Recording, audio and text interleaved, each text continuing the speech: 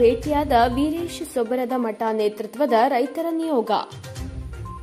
ಬೆಂಗಳೂರು ಮಹದಾಯಿ ಹೋರಾಟದಲ್ಲಿ ಪ್ರಾಣ ಕಳೆದುಕೊಂಡ ರೈತರ ಕುಟುಂಬಗಳಿಗೆ ಪರಿಹಾರ ಸೇರಿದಂತೆ ತಮ್ಮ ವಿವಿಧ ಬೇಡಿಕೆಗಳನ್ನು ಈಡೇರಿಸಲು ಸರ್ಕಾರದ ಮೇಲೆ ಒತ್ತಡ ಹೇರುವಂತೆ ವೀರೇಶ್ ಸೊಬರದ ಮಠ ನೇತೃತ್ವದ ರೈತರ ನಿಯೋಗ ಸಿದ್ದರಾಮಯ್ಯ ಅವರಿಗೆ ಇಂದು ಮನವಿ ಸಲ್ಲಿಸಿತು. ಸಿದ್ದರಾಮಯ್ಯ ಭೇಟಿ ಬಳಿಕ ವೀರೇಶ್ ಸೊಬರದ ಮಠ ಮಾತನಾಡಿ, ಮಹದಾಯಿ ನೀರು ಹಂಚಿಕೆಯಾಗಿದೆ. ಮಲಪ್ರಭಾ ನದಿಗೆ ನೀರು ಜೋಡಣೆಯಾಗಬೇಕು. ಆದರೆ ಪರಿಸರ ಇಲಾಖೆ ಕ್ಲಿಯರೆನ್ಸ್ ಇಲ್ಲ ಅಂತಾರೆ. ಸರ್ಕಾರ ಯಾಕೆ ಕ್ಲಿಯರೆನ್ಸ್ ಕೊಡ್ತಿಲ್ಲ? ಎರಡೂ ಕಡೆ ಅವರದೇ ಸರ್ಕಾರವಿದೆ.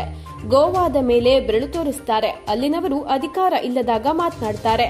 ಅವರದೇ ಸರ್ಕಾರ ಇದ್ದಾಗ ಮಾತನಾಡ್ತಿಲ್ಲ. ಪ್ರತ್ಯೇಕ ಉತ್ತರ ಕರ್ನಾಟಕ ಅಂತಾರೆ.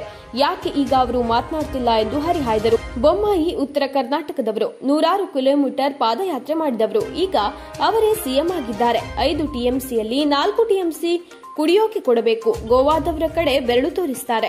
ಚುನಾವಣೆಗೆ ಕಾಯ್ತಾ ಕೂತಿರಬಹುದು. ಆದರೆ ನಾವು ಸುಮ್ಮನಿರಲ್ಲ. ಸರ್ಕಾರಕ್ಕೆ ಎಚ್ಚರಿಕೆ ಕೊಡೋಕೆ ಬಂದಿದ್ದೇವೆ.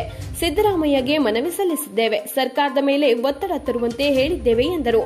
ನಿಯೋಗದಲ್ಲಿ ಮಹದಾಯಿ ಹೋರಾಟಗಾರರು, ರೈತ ಸೇನಾ ಪದಾಧಿಕಾರಿಗಳು ಇತರರು ಇದ್ದರು.